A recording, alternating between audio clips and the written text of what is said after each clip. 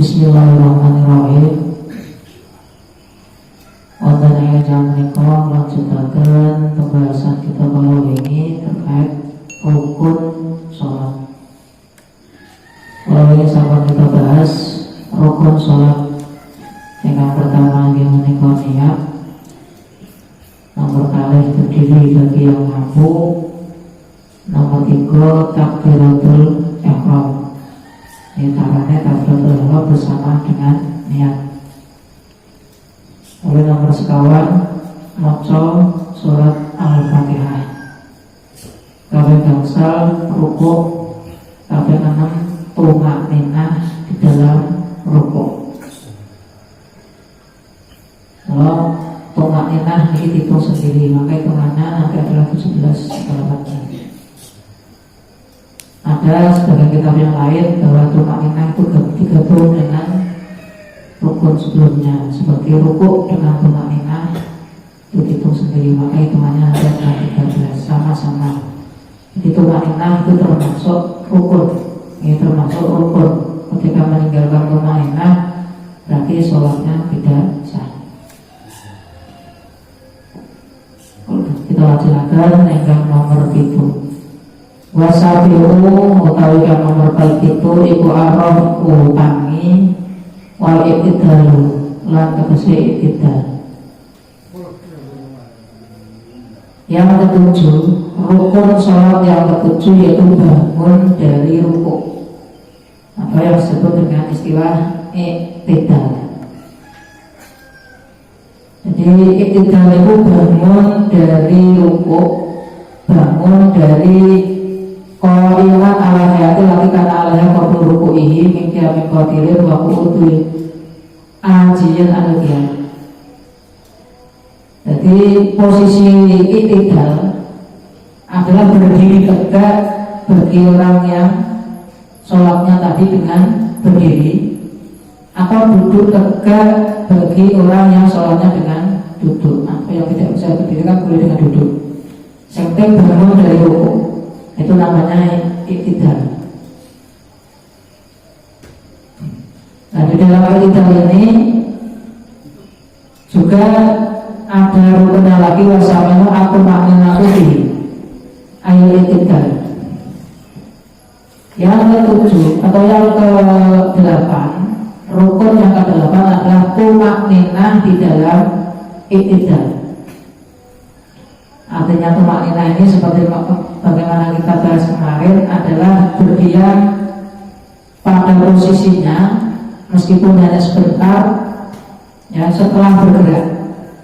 Jadi ketika berrukuk, tangi ini namanya i'tidal, harus diam dulu, rakitan sedelok, baru kalau mau sujud. Jadi tidak boleh masih berposisi gerak langsung sujud, urung atau jejak urung i'tidal, berarti tumakninah. Nah, ketika i'tidal itu yang disunahkan dibaca itu berbeda dengan pergerakan rukun yang lain. Kalau yang lain kan namanya intikal, kepindah antara rukun satu dengan rukun yang lain, itu dibaca adalah takbir Allahu Akbar. Takbir pertama itu namanya takbiratul ihram, hukumnya wajib fardu.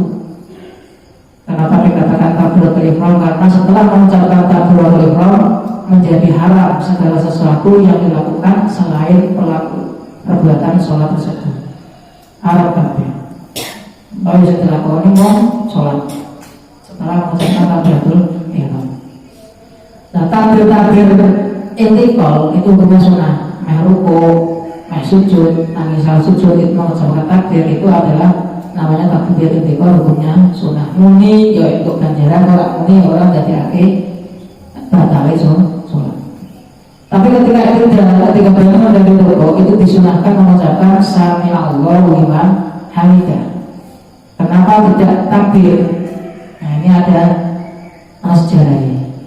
Jadi zaman dulu ketika pada waktu zaman Nabi itu ada salah satu sahabat yang biasanya ikut berjamaah dengan Nabi.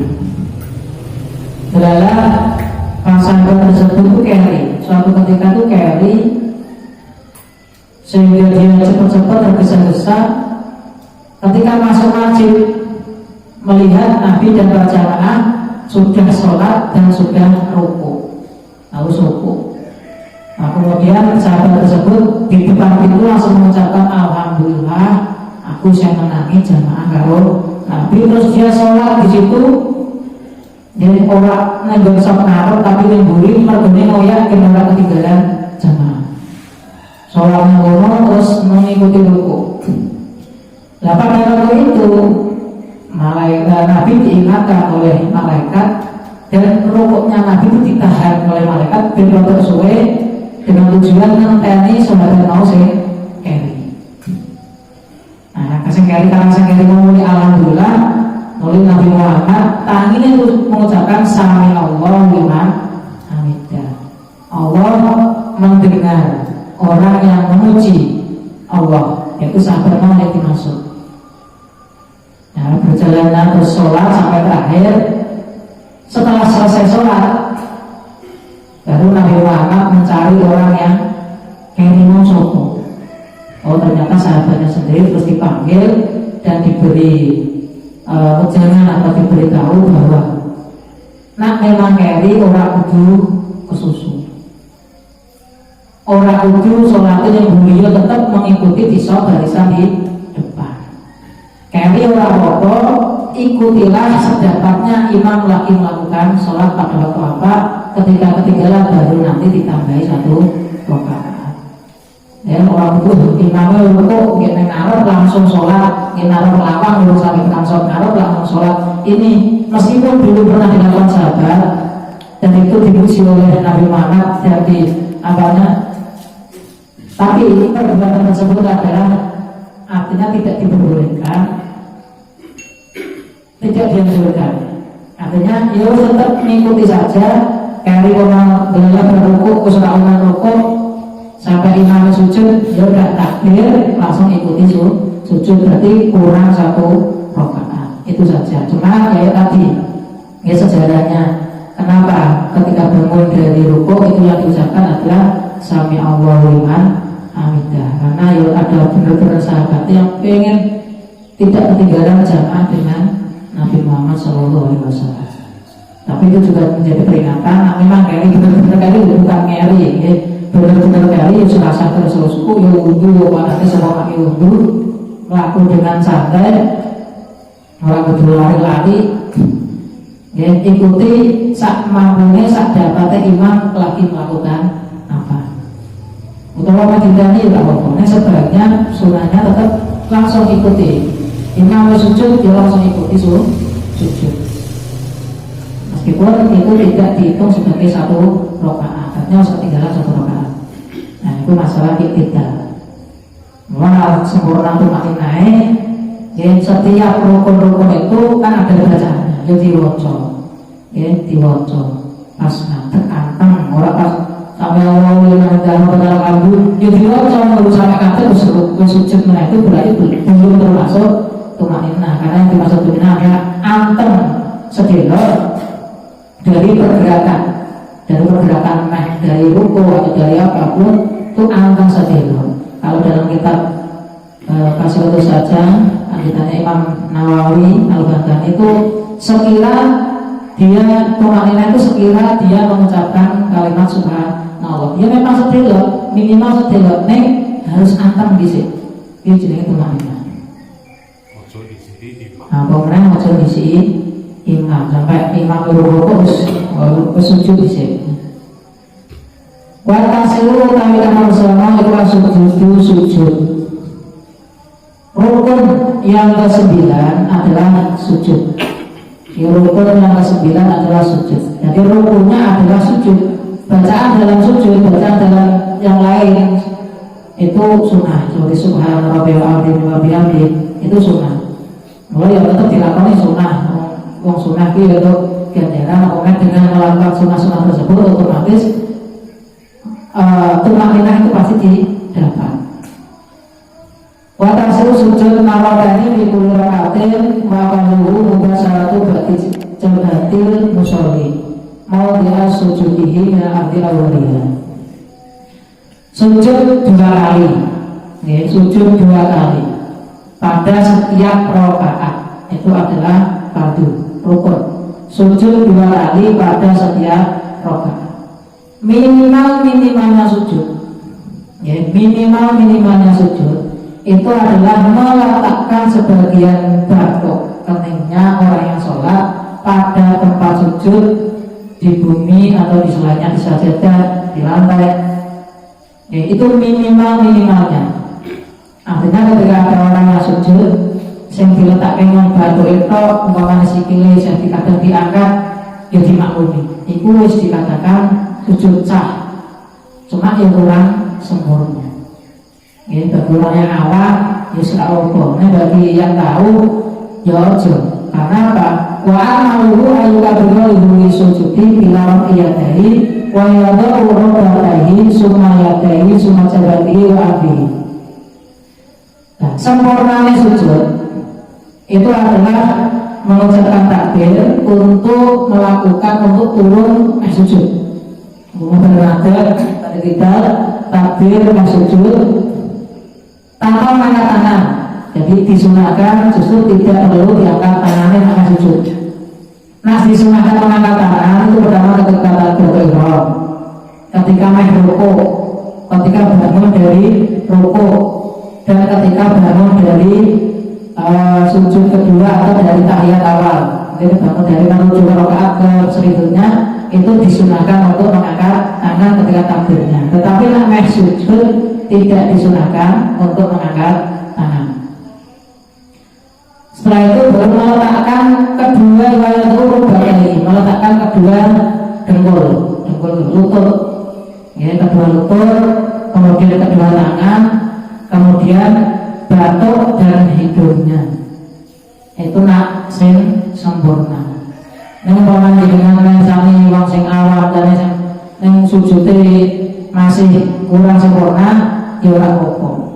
Masih dikategorikan sah. Sing penting tumpuan utama batuk kuwi nempel ning tempat sujud. Memang ada yang mengatakan di dalam kitab lain, karena juga berdasarkan hadis Nabi, syarat sujud, ya, itu harus ada 7 anggota yang tertempel di tempat sujud, di lantai, yaitu batuk bersama dengan hidung, kemudian kedua tangan dari 3, kedua lutut, dan kedua kaki, jari-jari kaki di dalamnya. Dari 7 itu harus benar-benar nempel. Itu sempurna sujud. Ini saya katakan lagi, juga di sini dikatakan minimal, ya orang sempurna ini tetap sah adalah sampai batuk itu benar-benar nempel di tempat sujud. Dan ini adalah sesuai pendapatnya Imam Rafi'i. Kalau Imam Nawawi dan yang lain itu 7 anggota itu harus benar-benar nempel di lantai. Bahkan ada syarat-syarat yang lain ketika sujud itu harus terpenuhi, yaitu salah satunya adalah wa'asiru at-tuma'ninatu fihi, ayat sujud bihaitsu ya'lamu mawdi'a sujudi saklurasihi walayafi imsasu rasihi mawdi'a sujudihi. Jadi ketika sujud itu harus benar-benar tuma'ninah, ya, ampun sih delok tuma'ninah dengan gambaran adalah dia benar-benar meletakkan kepalanya pada tempat sujud. Jadi bukan kepala ini benar-benar ditempelke, orang ditahan di tangan, mau batuknya mau ditempelke tok, maknyuk nempel tok, enggak benar-benar kodokan diselehke. Ya sirah ini benar-benar diselehke nenggon lantai, nenggon tanah atau nenggon sajadah. Benar-benar tumpuannya itu adalah bukan orang disonggol dengan tangan, ditahan, mau batuknya ditempelke itu enggak, benar-benar ditempelke, diletakkan yang tempat sujud. Jadi orang cukup mungkin sasurasihi dilagi batuk itu maknyuk untuk ditempelke pada tempat sujud tidak boleh. Ya, dengan gambaran lagi ketika dia sujud, kok di bawahnya itu ada kapas atau kapuk, itu kapuknya bakat, ya, tertekan sini, tertekan, ya. Saja dari musim kuandel itu sampai besok, Karena benar-benar dia tumbuh di situ. Orang mau dideleki maknya tapi kalau lagi malah ditahan nganggo tangannya. Dan jelas labutnya ya pada tangan ketika krosok, ketika tangannya tadi ada sesuatu itu benar-benar krosok ditempel lagi. Ya seperti itu, batoknya benar-benar ditempel lagi. Itu salah satu syarat sujud. Ya. Kemudian caranya lagi tidak boleh ada yang menghalangi batoknya pada tempat sujud. Yaitu sesuatu yang ikut bergerak ketika kita bergerak. Nah sajadah kan enggak, sajadah kan anteng lambaran. Lalu contohnya yang baju longgar bawahan berdua, lengannya ombong, kemudian ketika bersujud lengannya utawa bajunya mau kok ngelanggasi tempat sujud, itu tidak salah. Utawa nganggo udeng-udeng dengan leher, udeng-udengnya kasih nutupi batuk ketika sujud juga tidak sah. Tidak boleh, harus ada yang dipakai. Ya. Atau maksudnya ibu-ibu utawa para wanita yang biasanya kadang nganggo rokok tugelan, niku hati-hati aja sampai ngelembreh ning ngarep sehingga dia sujud nyujuti utawa baroke nempel dengan rokok iki. Nah niku padha karo penghalang, tidak boleh.